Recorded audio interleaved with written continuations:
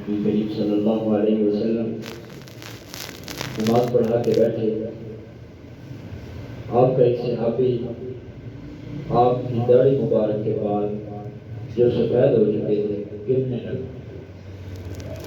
وہ کوئی 17-18 بال تھے جو آپ کی کن پٹی اور داڑھی جو سفید ہو چکے تھے۔ نبی کریم صلی اللہ علیہ وسلم کی آنکھوں میں اچانک آنسو آئے۔ پھر آپ نے فرمایا میرے صحابہ، میرے یہ سفید بال میری عمر کی وجہ سے نہیں آئے، میرے غموں کی وجہ سے نہیں آئے، میری پریشانیوں کی وجہ سے نہیں آئے، بلکہ صرف اور صرف اللہ رب العزت نے جب مجھ پہ سورہ ہود اتاری، جبریل نے جب مجھ پہ تلاوت فرمائی، جب سورہ ہود قرآن کے اندر آئی، سورہ ہود سن کے اور پڑھ کے مجھ پہ اتنی دقت طاری ہوئی کہ میری زندگی کے اور میری جسامت کے اندر یہ تبدیلی آئی، اس کی وجہ سے میری داڑھی کے بعد سفید ہو چکی۔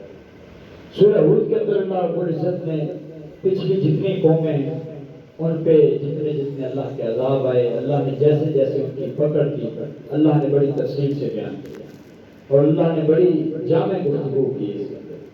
سب سے پہلے اللہ رب العزت نے محمد رسول اللہ صلی اللہ علیہ وسلم اور آپ کی امت کے احوال بیان کیا کہ مشرکین مکہ آپ کے ساتھ کیا سلوک کر رہے ہیں۔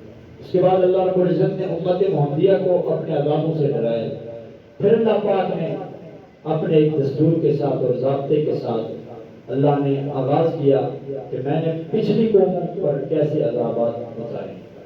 اللہ کی زمین کے اوپر سب سے پہلا اللہ کا نبی سیدنا نوح علیہ السلام 950 سال اللہ رب العزت کی دین کی طرف لوگوں کو بلاتے رہے، رات ہوتا دن ہوتا قوم کو اللہ کی طرف بلاتے۔ میری قوم یہ بد سوا یہوز یہو ان کی عبادت نہ کرو، ایک اللہ کی عبادت کرو، اللہ کو سجدہ کرو، اللہ کی طرف بلاتے رہے۔ 950 سال گزر کے لوگ اتنی بڑی بستی کے اندر سے ایک بڑی صدیوں کے اندر سے صرف 80-82 لوگ ایمان لائے۔ 950 سال کی محنت سے 80-82 لوگ، باقی لوگوں نے قوم کے مارا پیٹا، گالیاں دی، بےہوش کر دیتے دن پر رات میں۔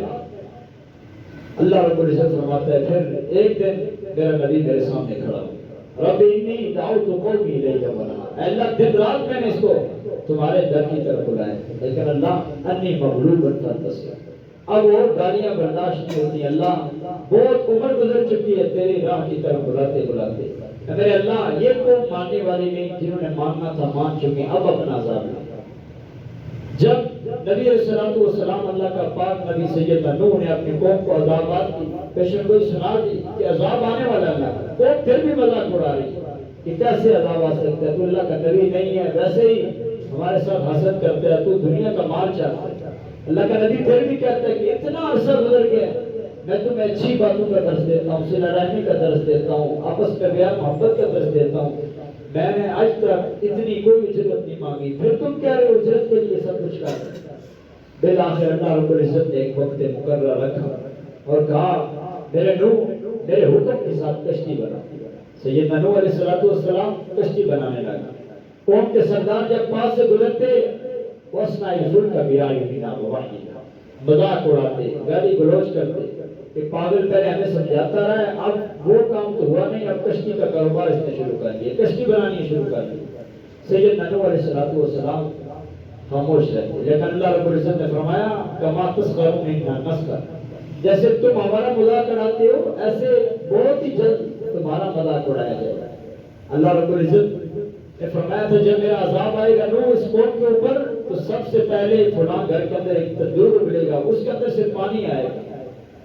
جب اللہ رب العزت کا وعدہ مقرر ہوا تو اللہ رب العزت نے نوح علیہ السلام کو کہا ہر مخلوق کا جوڑا جوڑا اپنی کشتی کے اندر بٹھا دیا، انسانوں میں سے بھی بٹھا دی جو 80-82 لوگ مسلمان ہوئے تھے، اور اللہ سے دعا کی ہے اللہ میرے گھر والوں کو ہلاک نہ کر۔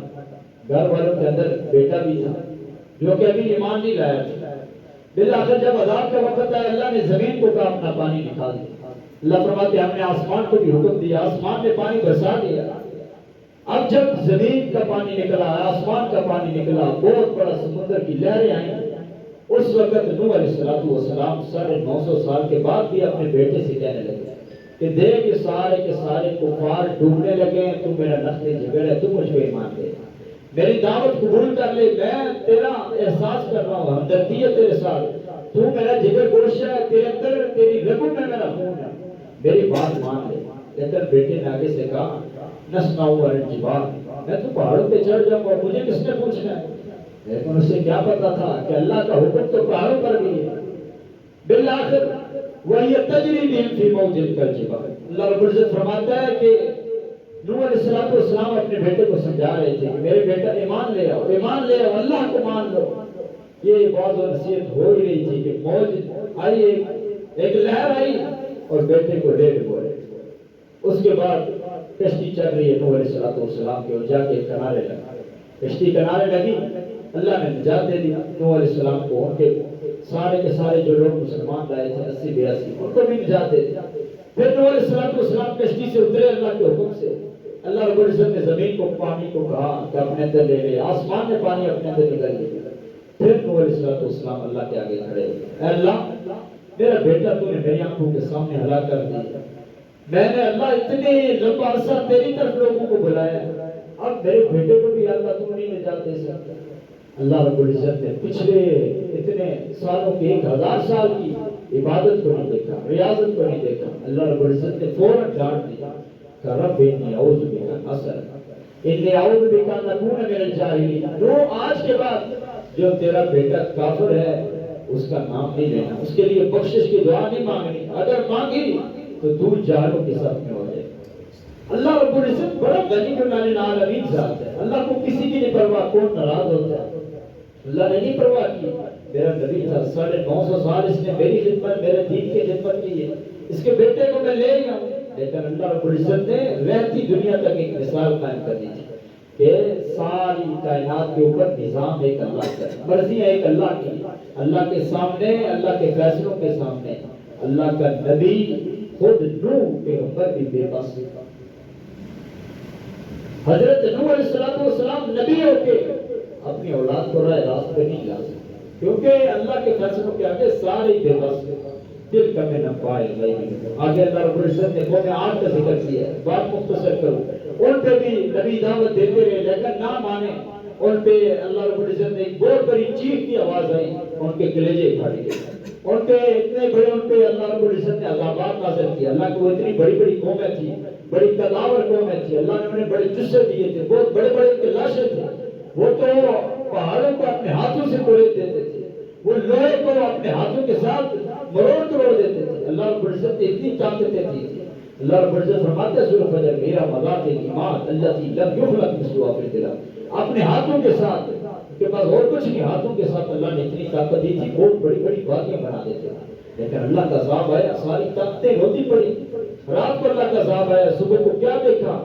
جس طرح کھجور کے تنے پڑے ہوئے ایسے وہ لوگ پڑے ہوئے تھے۔ اور نبی پاک صلی اللہ علیہ وسلم جب میدان جہاد کے لیے گئے نا تو ان کی بستی سے گزرے تو دیکھا اس طرح لاشیں پڑے ہیں، ان کے گرے پڑے مکان پڑے ہیں، ان کی اشیاء پڑی ہیں۔ نبی پاک نے اپنے صحابہ کو پہلے ہی روکا کہا میرے صحابہ جب اس بستی سے گزرو تو روتے ہوئے، چیختے ہوئے، پکارتے ہوئے گزرنا۔ آج لوگ تماشائی بنتے ہیں، یوٹیوب پہ ویڈیو چڑھاتے ہیں، ہم یہاں پہنچے یا نوح علیہ السلام کا عذاب تھا، وہ کشتی ہے، اللہ کی پناہ مانگنی چاہیے۔ صحابہ کرام تو جھکتے جا رہے تھے، نبی پاک جھک رہے تھے، ہاتھوں کو بلند کیا ہوا تھا اور چیخیں پکار جا رہی تھی، اور اللہ سے کہہ رہے تھے اللہ تیرا آسمان ہے، اللہ تیری زمین ہے، ہم کچھ نہیں کر سکتے، اللہ تو ہمیں معاف فرما۔ اللہ سے معافی مانگ رہے تھے۔ اس لیے میرے محترم بھائیوں، اللہ کے عذاب سے ہمیشہ ڈرتے رہنا چاہیے، اللہ کے عذاب سے کی پکڑ سے ڈرتے رہنا چاہیے۔ انسان جو گناہ کر رہا ہے اللہ قادر ہے انسان کے چہرے پہ ہمیشہ ہمیشہ کے لیے لکھ دے یہ فلان گناہگار ہے، یہ زانی ہے، یہ بدکار ہے، یہ شرابی ہے، لیکن اللہ رب العزت انصاف کرتا ہے، اللہ برداشت کرتا ہے، اور اللہ رب العزت کی اس برداشت کا فائدہ اٹھا کے اللہ رب العزت سے معافی مانگے انسان، اللہ رب العزت کو راضی کرے۔ اقول قولی ھذا استغفر اللہ لی ولکم ولسائر المسلمین۔